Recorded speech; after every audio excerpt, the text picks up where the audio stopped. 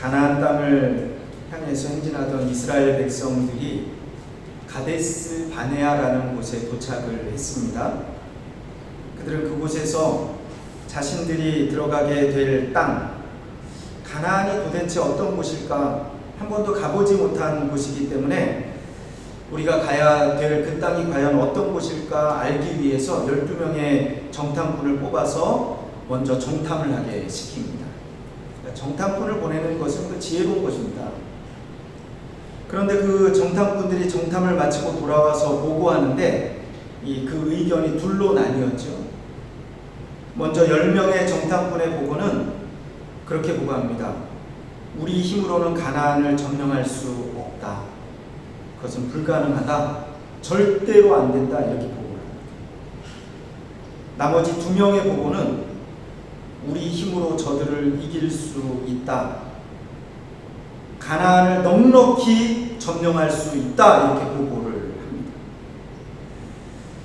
여러분, 과연 이렇게 둘로 의견이 나뉘게 될 때 우리는 어떤 것을 선택해야 됩니까? 간단한 문제 아닙니다.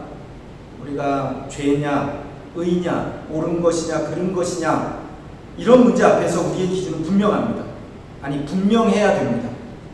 그런데 옳음도 아니고 그름도 아니고, 또 근데 그 문제가 중요하면 중요할수록 선택하는 것은 더 어렵습니다. 무엇을 선택하느냐? 거기에 이스라엘의 미래가 달려 있습니다. 이스라엘 백성들의 안전이 달려 있고 그들의 생존이 달려 있습니다. 이들은 가나안 땅에 들어가기 위해서 애굽의 그 수많은 기병들의 추격을 받았습니다. 홍해를 건넜고 또 광야를 지나서 이제 가나안 눈앞에 둔 시점에 서 있습니다. 자칫 잘못하면 살기 위해서 왔다가 다 죽어야 됩니다. 자칫하면 출애굽을 하면서 고생했던 그 모든 것이 아무런 의미가 없어질 수도 있습니다. 과연 이스라엘이 어떤 것을 선택해야 됩니까? 오늘 이스라엘의 이 문제는, 이 직면한 이런 상황은 오늘 우리의 문제입니다. 우리가 인생을 정의할 때 많은 정의가 있지만 간단하게 이렇게 정의를 하죠. 인생은 B와 D 사이의 C다. 이렇게 해요. 인생은 B, birth, 출생과 D, death, 죽음 사이에 있는 C, choice다, 선택이다라는 거죠. 항상 인생의 문제는 선택의 문제입니다. 선택에 따라서 인생이 달라집니다. 12명의 정탐꾼이 같이 정탐을 했습니다. 그런데 왜 다른 결론이 나왔을까? 그들의 본 땅이 달랐습니까? 그들이 갔던 시기가 달랐습니까? 여러분, 그들은 같은 땅을 정탐했습니다. 동일한 땅을 동일한 때에 같이 다녀왔습니다. 그런데 왜 이렇게 결론이 달랐습니까? 그것은 땅이 달라서가 아니라 그들의 바라본 선택의 관점이 달랐기 때문에 그렇습니다. 무엇을 어떤 관점으로 보느냐에 따라서 그 결과는 분명히 달라집니다. 우리의 삶의 자리에서 선택이 필요할 때 우리가 어떻게 선택해야 후회가 없는 선택을 할 수 있을까? 성도들은 과연 어떤 선택을 해야 되는가? 오늘 선택에 대한 본문의 가르침을 우리가 함께 살펴보려고 합니다. 먼저 첫 번째, 선택 앞에서 성도들은 긍정적인 관점으로 선택합니다. 성도만이 아닙니다. 세상 사람들도 동일합니다. 긍정적인 사람, 긍정적인 관점이 중요합니다. 위대한 업적, 시작은 언제나 긍정이에요. 긍정. 여러분, 인류 역사상 모든 새로운 창조의 역사는 언제나 긍정적인 관점에서 바라보는 것에서 시작을 합니다. 저 달나라 정복이 어떻게 시작이 되었을까요? 여러분, 부정적인 관점으로 달을 바라보는 사람 항상 그렇게 얘기합니다. 저곳에 갈 수 없어. 어떻게 달에 사람이 갈 수가 있어? 이런 부정적인 관점으로 바라보면 아예 도전도 할 수가 없습니다. 그러나 나는 갈 수 없어. 지금은 갈 수 없어. 하지만 언젠가 저곳에 갈 수 있어. 이런 긍정적인 관점으로 선택을 하면 그 결과가 지금 달을 정복했습니다. 요즘은요, 달이 아니죠. 인류가 화성을 정복합니다. 얼마 전에 중국이 화성에 무인 우주선을 보내고 로봇을 그곳에 보냈다, 그런 기사를 읽었습니다. 하늘을 나는 새를 바라보면서 새는 날개가 있으니까 날 수 있지. 하지만 사람이 어떻게 하늘을 날 수 있어? 안 돼! 하고 부정적인 관점을 선택해버리면요, 기회를 잃어버리고 맙니다. 그렇지만 나는 날 수 없어. 그렇지만 새가 난다면 나도 날 수 있어. 긍정적인 관점에서 바라보면 결국 우리는 비행기를 띄우고 로켓을 띄우고 창공을 날 수 있습니다. 어떤 관점으로 선택하느냐, 이것은 우리의 삶에 큰 영향을 끼칩니다. 우리는 항상 선택의 기로에 설 때마다 가장 먼저 선택해야 되고 생각해야 될 것은 긍정적인 관점입니다. 그래야 좋은 선택을 할 수 있습니다. 본문을 보면 부정적인 관점으로 가나안 땅을 탐지한 사람들의 소리가 들려집니다. 우리 한번 31절부터 33절까지 말씀을 함께 읽어보겠습니다. 31절부터 33절입니다. 시작. 그와 함께 올라갔던 사람들은 이르되 우리는 능히 올라가서 그 백성을 치지 못하리라. 그들은 우리보다 강하니라 하고 이스라엘 자손 앞에서 그 정탐한 땅을 악평하여 이르되 우리가 두루 다니며 정탐한 땅은 그 거주민을 삼키는 땅이요 거기서 본 모든 백성은 실장이 장대한 자들이며 거기서 네피린 후손인 아낙 자손의 거인들을 보았나니 우리는 스스로 보기에도 메뚜기 같으니 그들이 보기에도 그와 같았을 것이니라. 여러분, 앞에 있는 23절 말씀을 보면 가나안 땅을 정탐하고 돌아왔을 때 그들이 가지고 온 것에 대해서 이야기합니다. 포도송이 한 송이를 가지고 오는데 얼마나 크고 풍성한지 한 사람이 그것을 들고 오지 못해서 두 장정이 장대로 꿰어서 메고 그것을 가지고 돌아옵니다. 그리고 얘기합니다. 이것이 그 땅에서 난 열매입니다 하고 이렇게 딱 내어놨어요. 그런데 그들은 그 풍성한 열매를 바라볼 때도 그들의 관점은 부정적이었습니다. 그래서 그들은 그 땅을 악평합니다. 과장합니다. 가난한 사람들에게 비추어 보면 우리는 메뚜기 같습니다. 그들이 보기에도 그렇게 볼 것입니다. 여러분, 부정적인 관점의 결과는 부정적인 열매를 가져옵니다. 부정적인 관점의 선택이 어떤 결과를 가져왔는가? 14장 1절에 보면 온 회중이 소리를 높여 부르짖으며 백성이 밤새도록 통곡하였더라.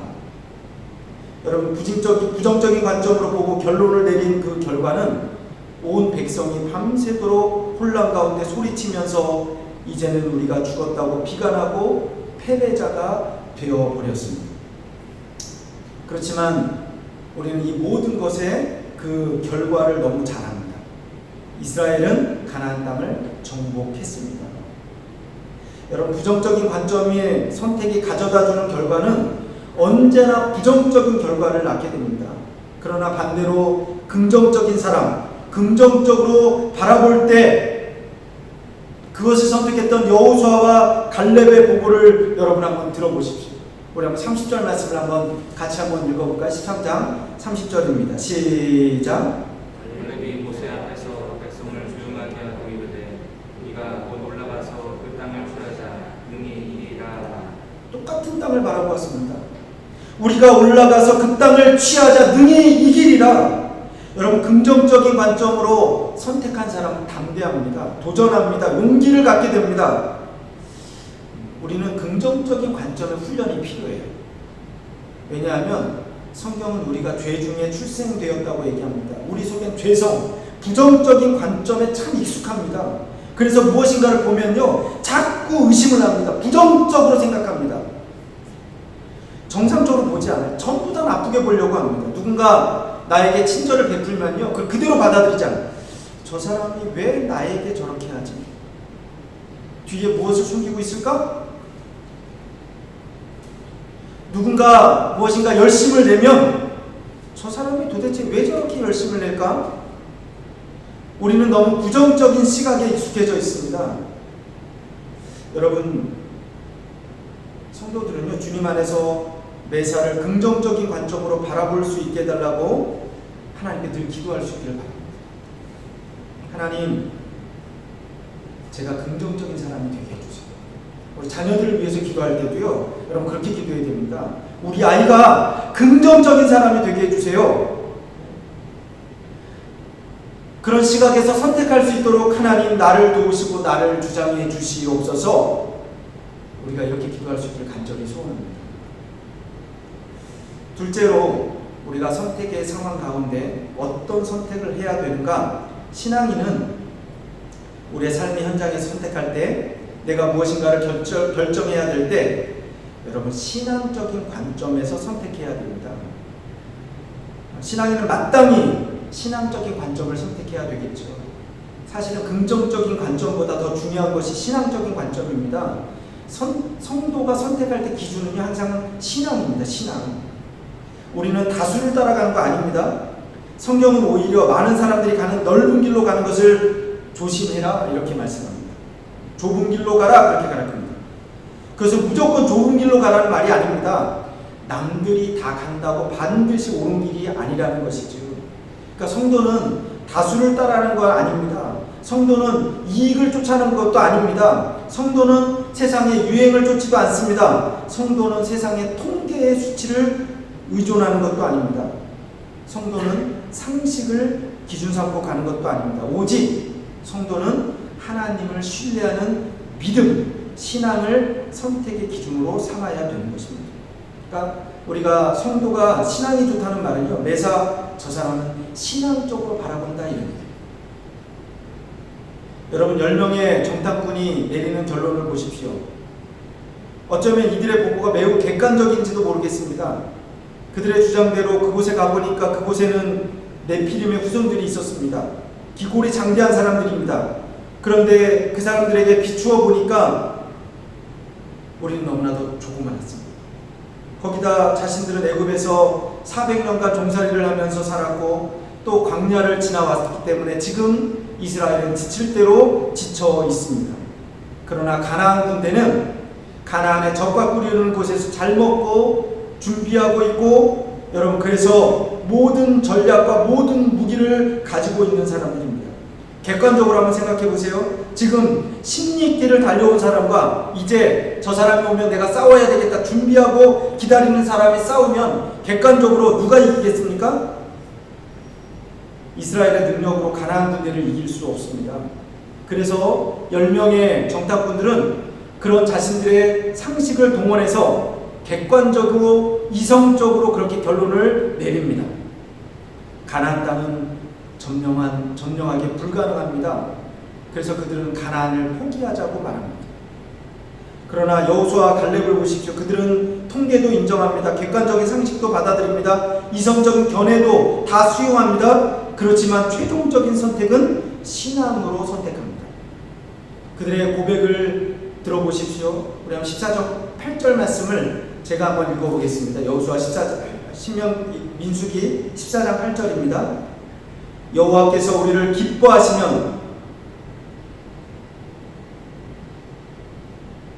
여호와께서 우리를 기뻐하시면 우리를 그 땅으로 인도하여 드리시리라. 여러분 신앙적인 관점으로 바라보는 것입니다. 이것이 신앙의 관점에 선택한 것입니다. 하나님이 기뻐하시면 우리는 이길 수 있다. 여러분 이것이 믿음입니다. 사랑하는 성도 여러분, 저는 여러분에게 부탁합니다. 너무 통계적인 사람이 되지 마세요.